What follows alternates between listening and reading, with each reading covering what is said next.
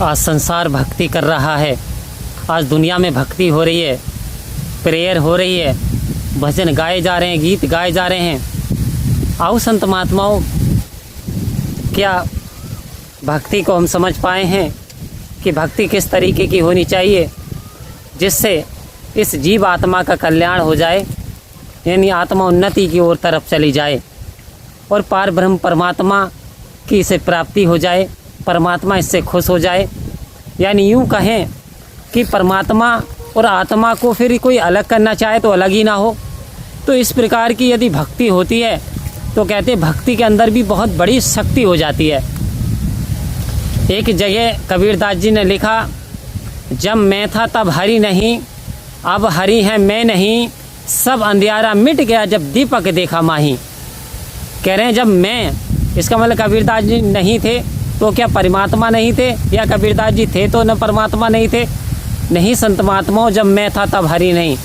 कह रहे हैं जब मैं होता अहंकार, जब मेरे अंदर अहंकार था तब मुझे हरि परमात्मा की प्राप्ति हुई नहीं थी। आओ संत महात्माओं, जहाँ अहंकार होता है वहाँ निरंकार का वास होते हुए भी वहाँ निरंकार का एहसास हमें नहीं हो पाता, क्योंकि निरंकार तो तीन काल सत्य है। कोई सा काल, कोई सा समय, कोई सा क्षण ऐसा नहीं जहाँ परमात्मा नहीं हो। तो आओ संत महात्माओं, कह रहे हैं जब मैं था तब हरि नहीं, अब हरि है मैं नहीं। कह रहे हैं जब अब हरि हैं यानी अब ईश्वर ही ईश्वर है, अब परमात्मा ही परमात्मा है। अब मेरे अंदर मैं का जो अहंकार का जो नाम था अब वो मिट गया, जो नाम वो निशान मिट गया। तो कबीरदास जी कह रहे हैं यानी इंसान जब तक भक्ति की पूर्णता को प्राप्त नहीं कर पाता। आओ संत महात्माओं, कब तक? संत महात्मा भी इस ओर इशारा दे रहे हैं, कह रहे हैं कि भगत भी इस टाइप से होते हैं। कैसे? जैसे एक पत्थर होता है, पत्थर को यदि गंगा के जल में डुबकी मारोगे, उसे जितनी देर रखोगे पानी के अंदर तो इतनी देर तो वो पत्थर जो गीला रहेगा। आओ संत महात्माओं, एक तो इस प्रकार के भी भक्त हैं जितनी देर चर्चा सुनते हैं, भगवत चर्चा सुनते हैं, सत्संग सुनते हैं, इतनी देर ही केवल याद रखते हैं, घर जाते हैं और भूल जाते हैं। तो कहते हैं ऐसे भगत जो हैं वो पत्थर के समान हैं। आओ संत महात्माओं, कोई विशेष लाभ मिलता नहीं, जितनी छड़का इतनी ही छड़का मिल रहा है। फिर कह रहे हैं इससे उन्नत श्रेणी के भक्त कौन से हैं? इससे उन्नत श्रेणी की भक्ति, तो कह रहे हैं दूसरी श्रेणी की भक्ति, एक रूई लेते हैं और रूई के जल के अंदर डाल देते हैं। अब रूई का काम क्या है? रूई जो है जल अपने अंदर समा लेती है। आओ संत महात्माओं, कुछ ऐसे संत होते हैं समा के बाहर निकाल के रख दी, कुछ देर के बाद वो भी कुछ समय लिया, उसके बाद सूख जाती है, यानी जल उसमें से भी निकल गया है। तो इस टाइप के भी महात्मा बताए कि कुछ यानी संत महात्माओं की चर्चा को तो सुनते, सत्संग को तो सुनते, लेकिन कुछ समय के बाद इस कान से सुनते हैं, इस कान से निकाल देते हैं, अमल में कम लाते हैं। तो ऐसे संत महात्मा भी यानी अभी उन्नत श्रेणी को प्राप्त नहीं कर पाए। आओ संत महात्माओं, तो फिर कह रहे कैसे महात्मा जो उच्च भक्ति को प्राप्त कर पाए, उन्नति को प्राप्त कर पाए, कैसी अवस्था? तो सदगुरु ने कहा जैसी दृष्टि वैसी सृष्टि। अब एक मिश्री डाली जाती है संत महात्मा, थर्ड श्रेणी मिश्री। मिश्री ने क्या किया? मिश्री का काम है घुल जाना। मिश्री जल के अंदर घुल गई। जब मिश्री को जल में डाला, अब जल के अंदर घुल गई।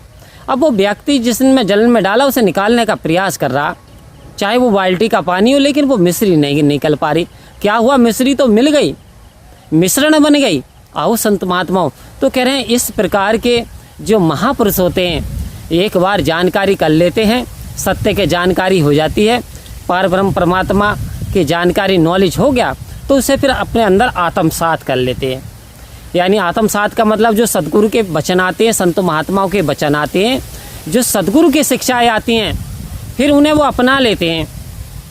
अपना लेते हैं तो संत महात्मा उनकी वो अवस्था हो जाती है, जिधर देखता हूँ उधर तू ही तू है और हर शय में जलवा तेरा हूबहू है। ऐसी नज़र सतगुरु की कृपा से बन जाती है। आओ संत महात्माओं कि जिधर देखता हूँ यानी हर नज़ारे में परमात्मा नज़र आता, हर जीव जंतु में, क्योंकि नज़र ऐसी बन गई। ऐसी नज़र कब बनती है? जब हम सतगुरु के वचनों को ना केवल सुनते हैं बल्कि मनन करके अपने ऊपर लागू करते हैं। यानी जब तक हम लागू नहीं करने वाले तब तक कोई बात बनने वाली नहीं है संत महात्माओं। यदि हमने सद्गुरु के वचनों को जीवन में अपना लिया तो वास्तव में जैसे कि कोई व्यक्ति कहता मिठाई मिठाई मिठाई, लेकिन यदि उस व्यक्ति ने मिठाई खाई नहीं तो वास्तव में उसका स्वाद भी उसे पता चलने वाला है ही नहीं कि आखिर मिठाई में स्वादिष्ट है या किस तरीके की है। लेकिन ठीक इसी प्रकार से जब इंसान अमल में लाता है, परमात्मा का ये ज्ञान धारण कर लेता है, सद्गुरु के चरणों में जाता है, तो उसकी सद्गुरु की कृपा से नज़र बदल जाती है, उसे सद्गुरु की कृपा से महिमा बरसती है। फिर वही होता है, झूमना शुरू कर देता है, गाना शुरू कर देता है कि नचा गीत गावागी में आज तेरे सामने, ओ खुशियाँ मनावागी में आज तेरे सामने, चरना नु छू के मेरी तकदीर बदली, मेरी या गुनाह वाली तस्वीर बदली, और नचती ही जावागी में आज तेरे सामने। जब ये आत्मा झूमना शुरू कर देती है यानी आनंदित हो गई, अब इसने अपने मूल को जान लिया, तो यही वो अवस्था है जो जन्म मरण से छुटकारा पाने की है। जिस जीव आत्मा ने अपने मूल को जान लिया, अपने परितम के गुण गाना शुरू कर दिया, समझ ले वो मोक्ष को प्राप्त हो गया। परम प्यार से बोलिए धन्यवाद जी।